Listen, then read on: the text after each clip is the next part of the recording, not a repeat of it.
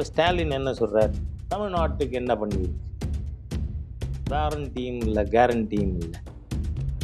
இது வந்து பைத்தியக்காரன் பத்தும் சொல்வான் போகட்டும் விட்டு விடு அப்படிங்கிற மாதிரி தான் இதை நாம் கடந்து போக முடியும். 21 என்ன சொன்னாங்க, ஒரு கையெழுத்து முதல் கையெழுத்து போட்டு நீட்டாக விளைக்கிறோம். இன்னைக்கு வெக்கம் மானம் சூடு சொரணை எதுவுமே இல்லாமல் 80 லட்சம் கையெழுத்து வாங்குறேன்னு சொல்கிறேன். நீங்கள்லாம் எந்த ரகத்தை சேர்ந்தவங்க? ஏன் வாக்குறுதி கொடுக்குறீங்க? உங்களால் முடியுமா? இப்பயும் சேலஞ்ச் பண்ணுறேன். You cannot do.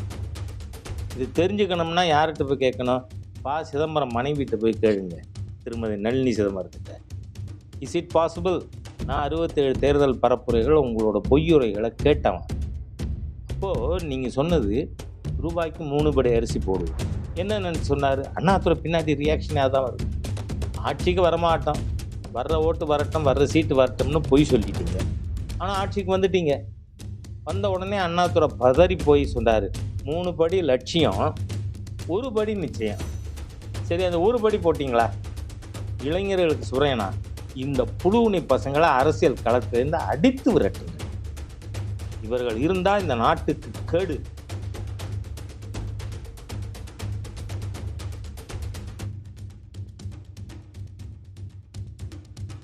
Khelo India நிகழ்ச்சிகள் ஏற்பாடு பண்ணவா?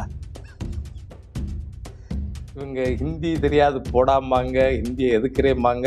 ஆனால் கேலோ இந்தியாவை கேலோ இந்தியானே பிரதமரை கூட்டின்னு வந்து விழா நடத்துவாங்க. இவங்களாம் எந்த மாதிரி டுபாக்கூர் பேர் வழிகள்னு நமக்கு நல்லா தெரியும். அதனால் அதெல்லாம் ஒரு தேர்தல் துணுக்குகள்னு போடுவாங்க. நான் வந்து எப்பொழுதுமே திருமாவளவனை தீய சக்தி திருமாவளவன் தான் சொல்லுவேன். காரணம், அவர் ஒரு தீய சக்தி. திருமாவளவன் அரசியல் களத்தில் இருப்பதே ஒரு தமிழனுக்கும் அவமானம் என கருதுபவன். பெண்களுக்கு மானக்கேடு. ஆகவே அவ்வளவு மோசமாக பேசிய ஒரு நபர். அவர் இந்த மாதிரியா ஜெய் ஸ்ரீராமை எடுத்து பேசுறது கூட அதெல்லாம் ஒன்றும் இல்லை. அவர் பேசியிருக்கிறது டெல்லியிலிருந்து தென் மாவட்டங்களை கொளுத்துவேன்னு பேசியிருக்கார். சரக்கு மிடுக்கு பற்றி பேசியிருக்கார். சமுதாயங்களிலே வெறுப்புணர்வை வளர்க்கின்ற தீய சக்தி. பிஜேபி நாங்கள் ஒரு பொருட்டாவே மதிக்கலாம், கணக்கிலே இல்லைன்னா எத்தனை நாளா இந்த திமுக அதிமுக பிஜேபியை பொருட்டா கருதலை. ஆனால் நேத்தி வரைக்கும் 2 பேரும் வசைப்பாடுறது பிஜேபியை. அப்படி இருக்கிறத நீங்கள் ஒப்புக்கு இல்லை, நானும் இருக்கேன், நான் தான் போட்டியாளர்னு சொல்லிக்கிறது. இந்த 4 சீட்டு அதிமுக பிஜேபிக்கு போட்ட பிச்சையா, இல்லை உங்கள் 66 சீட்டு நாங்கள் போட்ட பிச்சையா?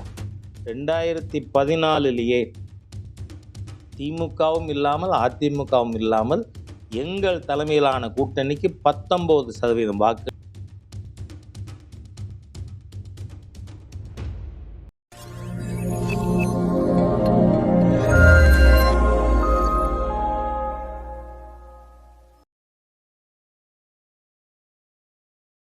தாமரை நேயர்களுக்கு வணக்கம். இன்று நம்மோடு இணைந்திருக்கும் சிறப்பு விருந்தினர் பாஜகவின் தேசிய செயற்குழு உறுப்பினர் மற்றும் மூத்த தலைவர் திரு ஹெச் ராஜா அவர்கள். வணக்கம் சார். தேர்தல் களம் ரொம்பவே சூடு பிடிச்சு போயிட்டு இருக்கு. இந்த நிலையில வெயிலும் சூடா இருக்கு. ஆமா, அரவிந்த் கெஜ்ரிவால் அவருடைய அரெஸ்ட், அதே மாதிரி காங்கிரஸ் உடைய வங்கி கணக்கு எல்லாமே ஃப்ரீஸ் பண்ணப்பட்டிருக்கு. இதெல்லாமே பின்புலத்துல பாஜக இருந்து காங்கிரஸ் சீட் எடுத்துருமோன்ற ஒரு பயத்துல பாஜகவின் பின்புலத்துல நடக்குதுன்னு சொல்லப்பட்டது. ஒரு விஷயம் தெளிவு, அரவிந்த் கெஜ்ரிவாலோட டெப்டி சீஃப் மினிஸ்டர் கிட்டத்தட்ட 1.5 வருஷத்துக்கு மேலே ஜெயிலில் இருக்காங்க. எந்த கேஸு? இதே கேஸ், லிக்கர் கேட். அவர் தப்பு பண்ணியிருக்கார். அந்த பாலிசி சேஞ்ச் பண்ணவர் யார்? சிஎம். அப்போ அவருக்கு அதில் கான்ட்ரிபியூஷன், பங்களிப்பு இருக்கா இல்லையா? அப்படின்னா இருக்குது. சரி, அமலாக்கத்துறை 8ன்னு நினைக்கிறேன், இப்போ ரிமெம்பர் கரெக்ட், சம்மன் கொடுத்துருக்கு. அப்பியர் ஆனுமா இல்லையா? அப்பியர் ஆனால் கூட கைது பண்ணியிருக்க மாட்டாங்க. அப்பியர் ஆகலை, அவர்களுடைய சந்தேகங்களுக்கு பதில் கொடுக்கல, அப்போ கைது பண்ணுவாங்க. சரி, கைது பண்ணிய பிறகு நீதிமன்றம் அந்த கைது சரின்னு மட்டும் சொல்லலை, அமலாக்கத்துறைக்கு கஸ்டடிக்கு ஆர்டர் பண்ணியிருக்காங்க. அப்படின்னா பிரைமா ஃபேசி முகாந்திரம் இருந்ததுனால தான் நீதிமன்றம் அந்த கைதை அப்ரூவ் பண்ணதோட வந்து அவருக்கு இடி கஸ்டடி கொடுத்துருக்காங்க. இப்போ சிபிஐ கஸ்டடி கேட்டிருக்கு. ஆகவே ஒரு குற்ற பின்னணி உள்ள ஒரு நபர். எனக்கு நல்ல ஞாபகம் இருக்கு. அவர் முத டெல்லியில வெற்றி பெற்ற அன்னைக்கு ம். நான் வந்து இதே மாதிரியா ஒரு தொலைக்காட்சி பேட்டியில சொல்லியிருக்கேன். அவர் ஒரு அர்பன் நக்சல். பாகிஸ்தான்ல இருந்து கட்சிக்கு கான்ட்ரிபியூஷன் கொண்டு வந்தவர். இவர் தேசத்துக்கு விரோதமா எந்த தவறும் செய்ய அஞ்ச மாட்டார் அப்படின்னு. இன்னைக்கு இல்ல, 11 வருஷம் முன்னாடி பேசி. இப்ப என்ன வெளியில வந்திருக்கு? கலிஸ்தானி தீவிரவாதிகளுக்கு 134 கோடி ரூபாய் அவர்கிட்டேருந்து இவர் பணம் வாங்கியிருக்கார். 134 கோடி கொடுக்கறவன் பிரதிபலன் இல்லாம கொடுப்பானா? ஏதோ இப்ப என் நண்பர், நான் தேர்தல்ல நிக்கிறேன், ஏதோ எனக்கு கொஞ்சம் செலவுக்கு பணம் ஒரு 10 லட்சம் கொடுக்கலாம், வசதி இருக்கிற நண்பர். அதுக்கு மேல கொடுத்தான்னா no meals is a free meal. அதனால அதுக்கு எதிர்பார்ப்பு இல்லாம இருக்காது. அதனால இவர் தேசவிரோத தீவிரவாத சக்திகளிடம் நன்கொடை பெறுகின்ற அளவிற்கு தேசபக்தி இல்லாதவர்னு தெளிவா தெரியும். காங்கிரஸ் கட்சியில வங்கி செஞ்சிருக்குன்னு சொன்னா அது என்னங்கிறத நாம பார்க்கணும். இதுக்கும் அரசாங்கத்துக்கும் எந்த சம்பந்தமும் இல்லை. அதோட இல்லை, நாம ஏன் பயப்படணும்? காரணம், நேற்றுக்கு முன்தினம் ஒரு ஒப்பீனியன் போல் பிஜேபிக்கு 378 சீட்டு கிடைக்கும் என்டிஏ. அப்போ மாண்புமிகு பிரதமரோட இதில் இன்னொரு 25 சீட்டு 22 சீட்டு கூட வந்தா 400 400 பஹார். அதனால அந்த மாதிரி சூழ்நிலையில் இருக்கும் பொழுது சட்ட நடவடிக்கை குற்றத்தின் அடிப்படையில் நடக்கிறது. அவ்வளோதான். பிஜேபிக்கு இதுக்கும் சம்மந்தம் இல்லை. அதே மாதிரி இந்த காங்கிரஸுடைய இந்த அக்கவுண்ட் ஃப்ரீஸ் பண்ணப்பட்டதுக்கும், இந்த அரெஸ்ட்டுக்கும் வந்து அமெரிக்கா நாடு என்ன சொல்லியிருக்குன்னா, இந்த மாரி எலக்ஷன் டைம்ல வந்து இந்த மாரி பிஎம் பண்ற, அதாவது இந்த கவர்ன்மெண்ட் இப்படி பண்ற விஷயங்கள் சரியாக இல்ல. இந்தியாவுடைய செயல்பாடு சரியாக இல்லன்னு குற்றச்சாட்டு வச்சிருக்காங்க. அதற்கு மோடி அவர்களும் திரும்ப பதில் அளிச்சிருக்காங்க. ட்ரம்ப்புக்கு எதிராக நீங்க நடத்துற வழக்கை பத்தி இங்க நாம பிடன் வந்து அவரோட எதிர்கட்சியை நசுக்கிறார், அதுக்கு எதிராக பழிவாங்க உணர்ச்சியில செயல்படுறாருன்னு நாம சொன்னா அது பொருத்தமா இருக்குமா? இதான் அமெரிக்கா புரிஞ்சுக்கணும். அதனால நான் இதுக்கு மேல, ஏன்னா அங்க ஒரு கேஸ் இருக்கு, ட்ரம்ப் வழக்கு. அப்போ பீடன் காரணமா, அந்த அரசாங்கம் காரணமா? சட்ட நடவடிக்கை. அதனால தான் நாம் அதில் கருத்து சொல்லலை. அமெரிக்காவும் கருத்து சொல்லாமல் இருக்கிறது அமெரிக்காவுக்கு அழகு. அதே மாதிரி நேத்து பிரச்சாரம் ஒவ்வொரு கேண்டிடேட்டுக்கும் ஒரு சீனியர் தலைவர்கள் பிரச்சாரம் பண்ற இதுல தமிழச்சி அவர்களுக்கு துரைமுருகன் அவர்கள் பிரச்சாரம் பண்ணும்போது சொல்றாரு, ஆடத் தெரிஞ்சவன் தான் வந்து மேடைக்கு வரணும், பாடத் தெரிஞ்சவன் தான் கச்சேரிக்கு போணும். அது மாரி பார்லிமென்ட்க்கு போணும்னா பேசத் தெரியணும். அதுல 2 மொழிகள் முக்கியமா தெரியணும். ஹிந்தி மற்றும் இங்கிலீஷ் வந்து தெரிஞ்சா தான் போணும் அப்படின்னு சொல்லி அவர் சொல்லியிருக்காரு. ஆனா இவங்க கிட்ட ஹிந்தி ஒலிப்பு இருக்குது நாளைக்கு. இல்லை, துரைமுருகன் அப்படி சொல்லியிருந்தா அவர் டெல்லிக்கு போய் ஒரு கால் வந்து எம்பிக்கள் நடவடிக்கையை பார்த்ததால் இருக்கலாம். இல்லை, இந்த சபை நடுவே நீட்டோலை வாசியா நிற்பான், குறிப்பறிய மாட்டாதவன் நன் மரம் அப்படின்னு ஔவையார் சொல்லியிருக்கார். அந்த மாதிரி இந்த போன 38 பேரில் எத்தனை மரம் இருந்ததோ அதை பார்த்து நொந்து போய் துரைமுருகன் பேசியிருக்கலாம். மதுரையுடைய எம்பியா இருந்தவர் சுவி வெங்கடேசன் அவர்கள், நாங்க வந்து எதுவுமே பண்ணல அப்படின்னு ஒரு குற்றச்சாட்டு வைக்கிறாங்க. அதாவது மோடி கிட்ட வந்து எதுவுமே நாங்க கேட்டு பண்ணல, நாங்க வந்து ஒத்துழைக்கல அப்படின்னு திமுக மேல வைக்கிறாங்க. ஆனா நான் வந்து என்னுடைய மதுரையில வந்து இத்தனை சுரங்க பாதைகள் பண்ணியிருக்கேன், 2 பாலங்கள் மேம்பாடு பண்ணியிருக்கேன், இவ்வளோ கோடி எனக்கு வேணும் அப்படின்னு சொல்லிட்டு நான் நிதின் கட்கரி கிட்ட நான் போம்போதே நான் வந்து கேட்டு இதெல்லாம் நான் பண்ணியிருக்கேன். ஆனா இது எல்லாமே மோடி பண்ணாரு அப்படின்னு சொல்லி அவங்க ஸ்டிக்கர் ஒட்டுறாங்கன்னு மாதிரி ஒரு பிரச்சாரம் பண்ணாங்க. சரி, நீங்க அதிகபட்சம் என்ன சொல்ல முடியும்? சு வெங்கடேசனா அவர் வந்து படிப்பறிவு இல்லாதவர்னு சொல்ல வரல. மக்களை திசை திருப்புகின்ற முயற்சி. எதிர்க்கட்சிகள் அதிகபட்சம் என்ன பண்ண முடியும்? கோரிக்கை வைக்கலாம். திட்டம் நிறைவேற்றணும்னா யாரால் முடியும்? ஆளுங்கட்சியால் தான் முடியும். அப்போ நீங்க கோரிக்கை வைத்தாலும் அதை ஒரு அரசாங்கம் செஞ்சிருக்குன்னா நாங்க செஞ்சோம்னு சொல்றது தானே சரி. அதுல எங்க ஸ்டிக்கர் ஓட்டுற பேச்சு வருது? அதனால பாரதிய ஜனதா கட்சி இதுவரை நாம் செய்ததை மக்களுக்கு சொல்கிறோம். இப்போ வந்து ஒவ்வொரு நபருக்கும் 5 கிலோ அரிசி, 1 கிலோ பருப்பு. 2000 ஏப்ரல் 1ஆம் தேதியிலேருந்து கொடுக்குறோம். அது இன்னும் 5 ஆண்டுகளுக்கு எக்ஸ்டெண்ட் பண்ணியிருக்கோம். இதில் மாநில அரசாங்கத்துக்கு எந்த பங்களிப்பும் கிடையாது. 100% சென்ட்ரல் சப்சிடி. இது நாங்கள் சொன்னால் ஸ்டிக்கர் ஓட்டுறோம்னு அர்த்தமா? இல்லை. ஏற்கனவே உங்கள்கிட்ட வாங்கின காசு கூட நாங்கள் இப்போ வாங்கலை, வேண்டான்ட்டோம். அதனால் மத்திய அரசு என்ன செஞ்சுருக்கோ அதைத்தான் சொல்கிறோம். இப்போ ஸ்டாலின் என்ன சொல்கிறார்? தமிழ்நாட்டுக்கு என்ன பண்ணியிருக்கு? வாரண்டியும் இல்லை, கேரண்டியும் இல்லை. இது வந்து பைத்தியக்காரன் 10 சொல்வான், போகட்டும் விட்டு விடு அப்படிங்கிற மாதிரி தான் இதை நாம் கடந்து போக வேண்டியது. காரணம் என்ன? 2018 மாண்புமிகு பிரதமர் மோடி வர்றார். எதுக்கு? டிஃபென்ஸ் காரிடியர், பாதுகாப்பு வழித்தடம் வந்து 1,00,000 பேருக்கு வேலைவாய்ப்பு உருவாக்கக்கூடிய ஒரு திட்டம். அதை இன்னாகுரேட் பண்ண வர்றார். இந்த திட்டம் எங்கே இருக்குது? 2 தான் இந்த நாடு முழுக்க. ஒன்று உத்தரப்பிரதேசத்தில், இன்னொன்று தமிழ்நாட்டில்.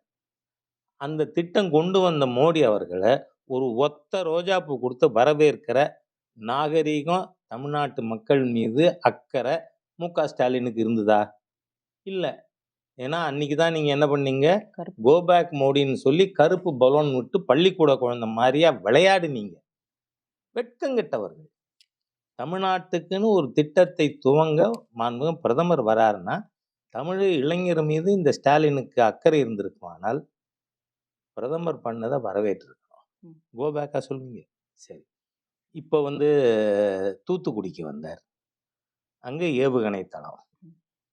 ஒரு காலத்தில் இங்கே வந்து தமிழ்நாடு கொண்டு வர்றத திமுக அதுக்கு ஒத்துழைக்காதனால ஸ்ரீஹரிகோட்டாக்கு போச்சு. இப்போ வந்திருக்கு தூத்துக்குடியில். இது தமிழ்நாட்டுக்குன்னு பிரத்யேகமான திட்டம் இல்லையா? சரி, இந்த 3 ஆண்டுகளில் பிரதமர் வரும்பொழுதெல்லாம் நீங்கள் பக்கத்தில் நின்று இருக்கீங்க. அவர் பேச்சு புரிஞ்சுதோ புரியலையோ கைதட்டி இருக்கீங்க. அதெல்லாம் எதுக்கு வந்தார் பிரதமர்? ஓட்டு கேட்கவா? 3 வருஷத்தில் எலெக்ஷன் வரல. அன்னைக்கு இந்த மாதம் 16ஆம் தேதி சேலம் வந்த அன்னைக்கு தான் அறிவிப்பே வருது. அதுக்கு முன்னாடி வந்ததெல்லாம் அப்போ எதுக்கு? தேர்தலுக்கா? இன்னைக்கு இந்த அரசாங்கத்துக்கு பைத்தியம் முடிச்சிருக்கு. அதனால பாயப்பிராண்டார். வேற ஒன்றும் இல்லை. அதாவது சீஃப் மினிஸ்டர் ஹேஸ் கான் பெர்சர்க். அவர் நிலை தடுமாறி போய் என்னென்னவோ பிதற்றி கொண்டு இருக்கிறார். அதனால தான் பல குற்றச்சாட்டுகள்.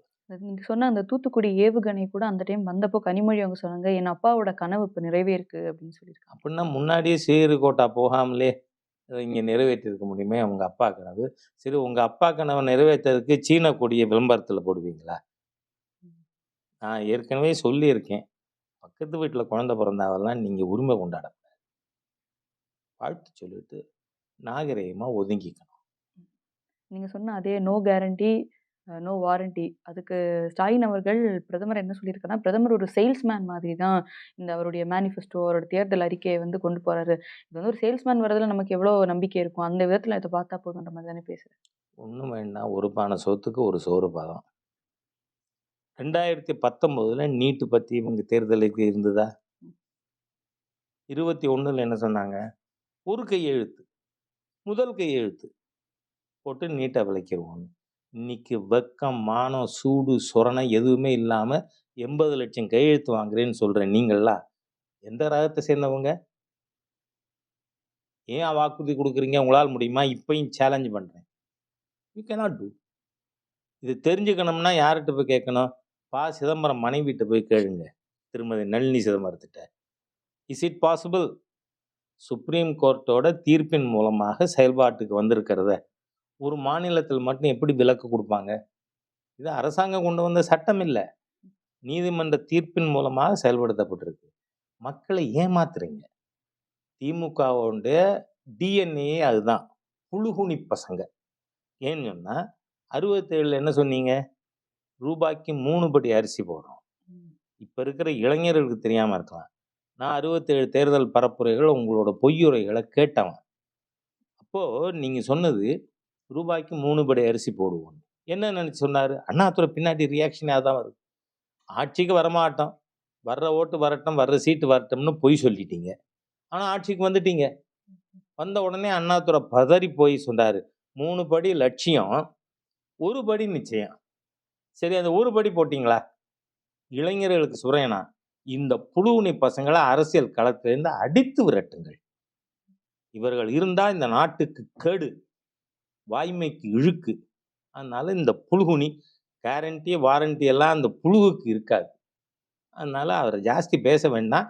We will thoroughly expose the Dravidian bluff. ராகுல் காந்தியும் ஒரு ஸ்டேட்மெண்ட் பிஜேபி பத்தி பேசியிருக்காரு. பிஜேபியை தோற்கடிக்கிறது மற்றும் டிஃபீட் பண்றது மட்டும் நம்ம நோக்கம் இல்ல. ஆர்எஸ்எஸ் முற்றிலுமே வந்து அழிக்கிறது தான், டெமாலிஷ் பண்றது தான் என்னுடைய நோக்கம். நான் வந்து என்னுடைய தகப்பனார் 1942ல ஆர்எஸ்எஸ்ஸில் சேர்ந்தார். 48 ஆர்எஸ்எஸ் தடை செய்யப்பட்ட பொழுது சத்தியாகிரகம் இருந்து சிறைக்கு போனவர். அப்போ என் தகப்பனாரோடு மதுரை சிறையிலே 6 மாத காலம் சிறையிலே கூட இருந்தவர் பிஜேபியினுடைய பிற்காலத்தில் தலைவரான திரு ஜனா கிருஷ்ணமூர்த்தி. அதனால நான் 1964 எனக்கு 7 வயசுல ஷாக்கா போக ஆரம்பிச்சேன். அப்போ இந்த காங்கிரஸ்காரங்கெல்லாம் அதுக்காக தான் இந்த பின்னணி சொல்றேன் நான். காங்கிரஸ்காரர்கள் என்ன சொன்னாங்க, நாமும் ஆர்எஸ்எஸ் ஷாக்கா மாதிரி ஷாக்கா நடத்தணும் அப்படின்னு அவங்க காங்கிரஸ் சேவாதள்னு ஒன்று உண்டு, அதன் மூலமா ஷாக்கா நடத்துவோம் அப்படின்னு போனாங்க.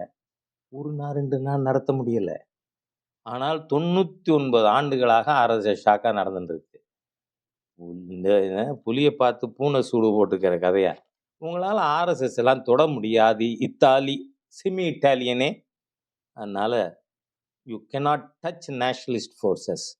உங்களை மாதிரி ஹிந்து விரோதிகள் இந்த நாட்டில் அரசியலில் புதைக்கப்படுவார்கள். அரசியல் ரீதியாக தப்பா அர்த்தம் எடுத்துக்கூடாது. ஈரோடுடைய எம்பி கணேசமூர்த்தி அவர்கள் இறந்திருக்காரு. ஸோ அது தொடர்பாக வைகோ அவர்கள் வந்து சொல்ற விஷயம், அவர் வந்து சூசைட் பண்ணிக்கிட்டாரு. அதுக்கான ரீசனும் இந்த சீட் விஷயங்களை பற்றி அவர் பேசுறாரு.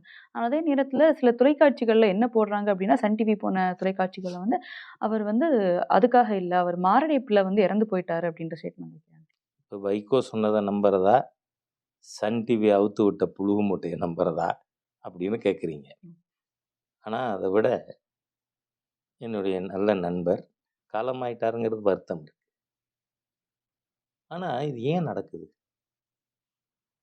இப்போ வைகோ திமுகலேருந்து வெளியேற்றப்பட்டவுடன் 7 பேர் 8 பேர் இளைஞர்கள் தீ குளிச்சு செத்து போனாங்க. அது ஏன் நடக்கணும்? ஒரு தலைவரை ஒரு கட்சியிலேருந்து நீக்கிட்டா is it end of his life or end of his carrier?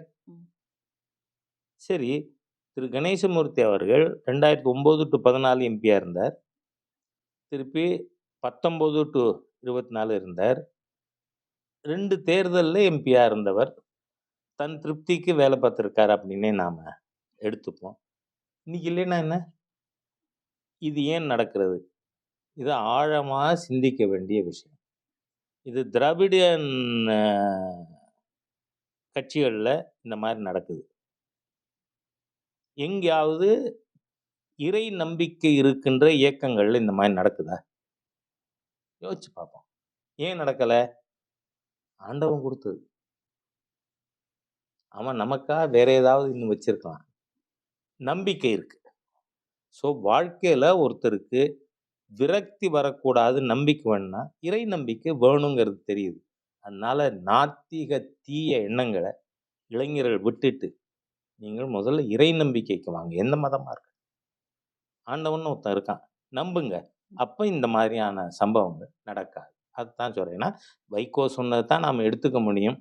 Sun டிவியோட உருட்டு கட்டுக்கம்பி வச்சு கட்டுறது இதெல்லாம் நாம் எடுத்துக்க முடியாது.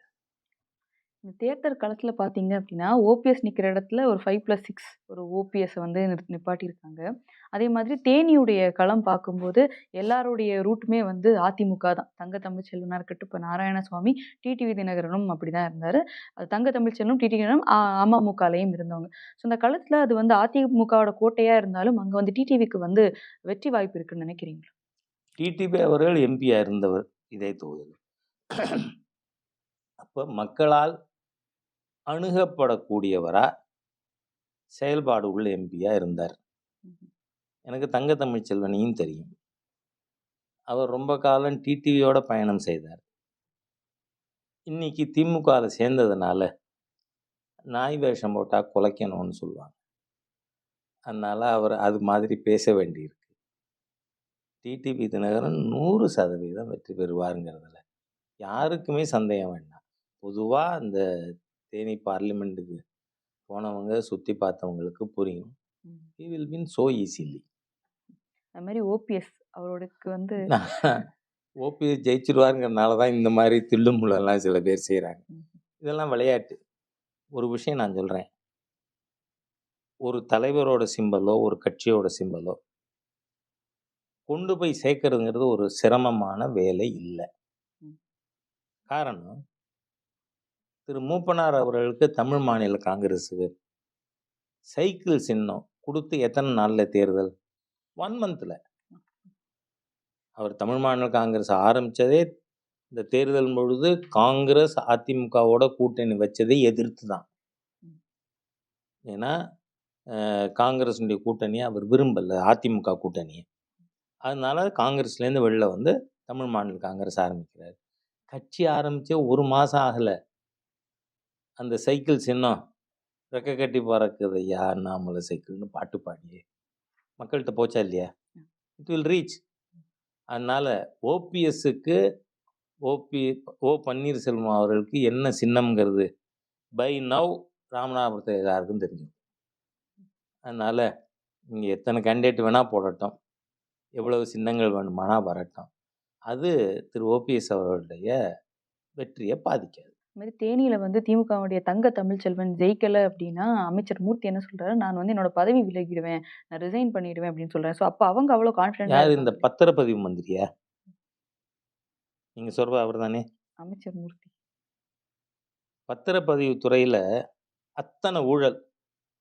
தயவு பண்ணி அட்லீஸ்ட் ஜூன் 5ஆம் தேதி அந்த பத்திரப்பதிவு துறைக்கு விமோச்சனம் கிடைக்கட்டும், ராஜினாமா பண்ணார். அதுக்கு பண்ணுவார், பண்ண வேண்டிய அவசியம் வரும். உதயநிதியும் என்ன சொல்றாருன்னா, இங்க வந்து தங்க தமிழ்ச்செல்வன் ஜெயிச்சாரு அப்படின்னா, மாசத்துக்கு 2 தடவை நான் இங்க வருவேன். இந்த தேனி மாவட்டத்துக்கு நான் வந்து எல்லாரும் பார்ப்பேன் அப்படின்ற ஒரு பிரச்சார இது வைக்கிறார். இதுக்கு கேலோ இந்தியா நிகழ்ச்சிகள் ஏற்பாடு பண்ணவா? இவங்க ஹிந்தி தெரியாது போடாமாங்க, ஹிந்தியை எதுக்குறேம்பாங்க. ஆனால் கேலோ இந்தியாவை கேலோ இந்தியான்னே பிரதமரை கூட்டின்னு வந்து விழா நடத்துவாங்க. இவங்கெல்லாம் எந்த மாதிரி டுபாக்கூர் பேர் வழிகள்னு நமக்கு நல்லா தெரியும். அதனால அதெல்லாம் ஒரு தேர்தல் துணுக்குகள்னு போடுவாங்க. அந்த மாதிரி ஒரு தேர்தல் துணுக்கு, அவ்வளவுதான். அதுக்கு மேலே ரெஸ்பெக்ட் எல்லாம் இல்லை. இந்த மாதிரி முன்னாடி வந்து தலைவர்கள் பேசின வீடியோஸ் எல்லாம் இப்போ எலெக்ஷன் வரும்போது திரும்ப ட்ரெண்ட் பண்ணிட்டு இருக்காங்க. அந்த நிலையில முன்னாடி பார்லிமெண்ட்ல திருமாவளவன் வந்து சொல்லியிருக்காரு இல்லையா, ஜெய் ஸ்ரீராம் அப்படின்றத வந்து நாங்க புறக்கணிச்சு இனிமேல் இங்க ஜெய் பீம் இல்லைன்னா அல்லாஹூ அக்பர் தான் வந்து ஒழிக்கப்படும் அப்படின்னு சொன்னாங்க. அது வந்து சிதம்பரத்துல இருக்க அந்த எலெக்ஷன்ல அந்த களத்துல இது ஒரு மாற்றத்தை உண்டாக்குமா? அப்போ பேசினது. ம். அதை விட என்னைக்கும் அந்த தொகுதியில் பொருந்தும் அவரோட சரக்கு மிடுக்கு பேச்சு.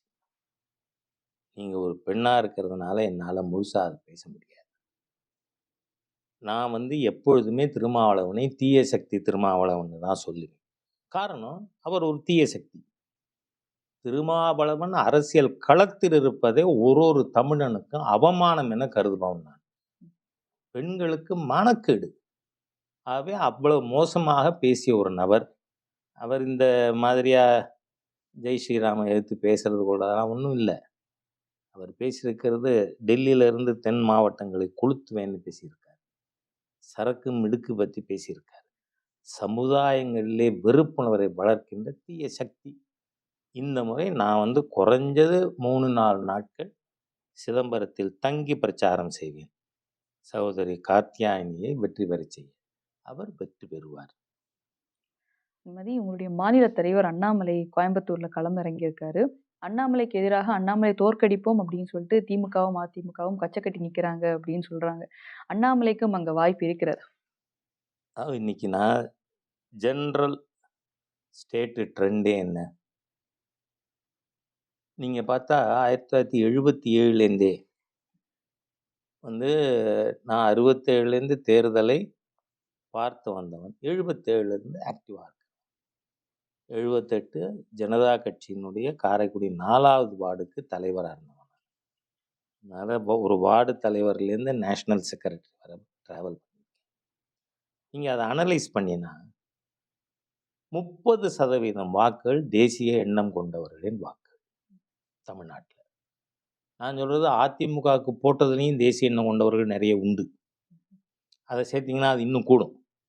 ஆனால் காங்கிரஸுக்கோ, தமிழ் மாநில காங்கிரஸுக்கோ, ஜனதாக்கோ, பாரதிய ஜனதாக்கோ இந்த மாதிரியா இருக்கின்ற தேசிய கட்சிகள், தேசிய எண்ணம் கொண்டவர்கள், இவங்களுக்கு குறைஞ்சது 30% ஓட்டு இருக்குது.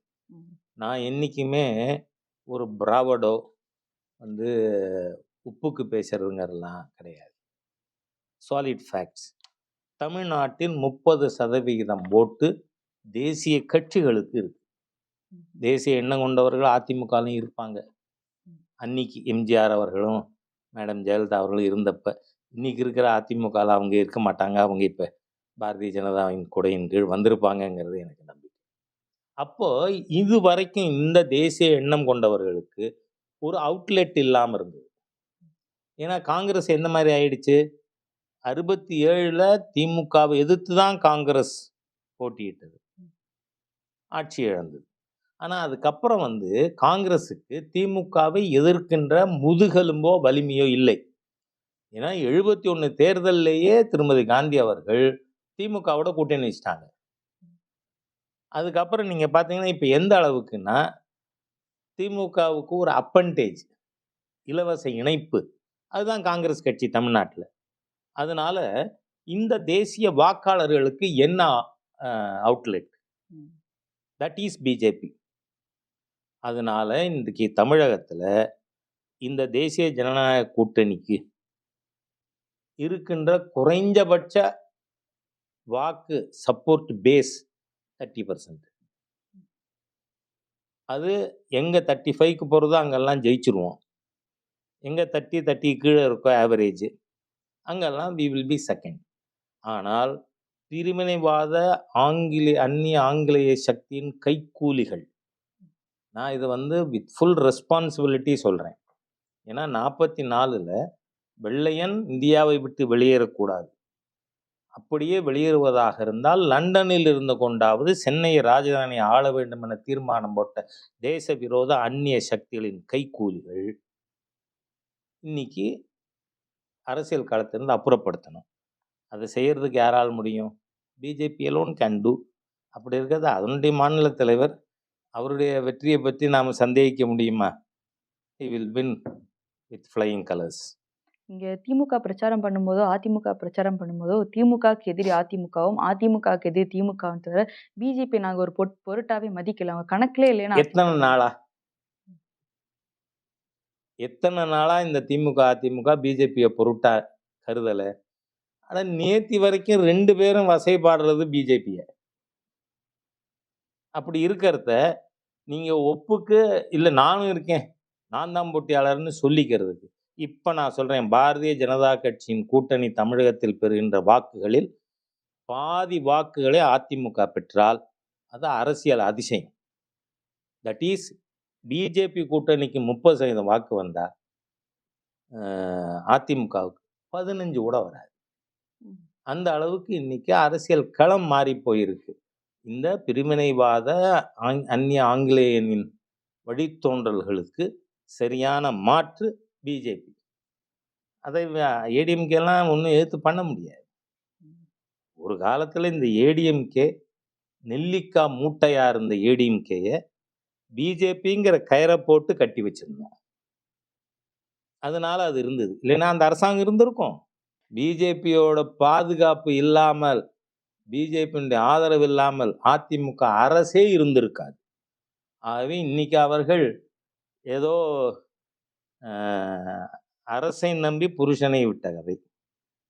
இது அரசனை நம்பி புருஷனம்பாங்க, அது இல்லை பழமொழி. எங்கள் வாரியார் சுவாமிகள் சொல்லுவார், அரசை நம்பி புருஷனை கைவிட்டது போல. ஏன்னா அரச மரத்தை சுற்றினா குழந்தை பிறக்கும்னு சொல்லுவாங்க. அதுக்காக புருஷனோட வாழ்க்கை நடத்தலைன்னா குழந்தை பிறக்குமா? ஆகவே அரசை நம்பி புருஷனை கைவிட்ட மாதிரி இன்னைக்கு அதிமுக பாரதிய ஜனதா கட்சியை கைவிட்டுட்டு தத்தளித்து கொண்டு இருக்கிறது. நாங்கள் மெகா கூட்டணி அமைப்போம்னு சொன்னவருக்கு தேமுதிக தவிர வேற கட்சியே வரலையே. ஆனா அந்த தலைவர்கள் என்ன சொல்றாங்கன்னா, இந்த 4 எம்எல்ஏ சீட்டு பாஜக எடுத்தது நாங்க போட்ட பிச்சை தான். அது இப்ப தெரிஞ்சிடும். இந்த 4 சீட்டு அதிமுக, பிஜேபிக்கு போட்ட பிச்சையா? இல்ல உங்க 66 சீட்டு நாங்க போட்ட பிச்சையா?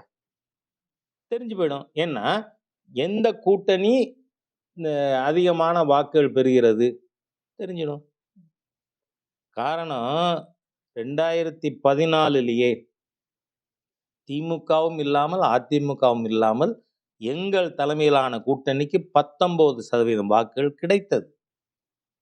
அதுதான் சொல்றேன் நான், அந்த nationalist minded vote. We are the rightful claimant for that vote bank. அதனால பார்த்துருவோம். இப்ப நாளைக்கு பிஜேபி கூட்டணி அதிமுகவின் கூட்டணியை விட ஓட்டு கூட இருந்தா அதிமுக இருக்கிற அத்தனை பேரும் கையெடுத்து மக்கள்கிட்ட கும்பிட்டு சொல்லணும், எங்க 66 எம்எல்ஏக்கள் பாரதிய ஜனதா கட்சி போட்ட பிச்சை அப்படின்னு நீங்க அன்னைக்கு சொல்லணும்.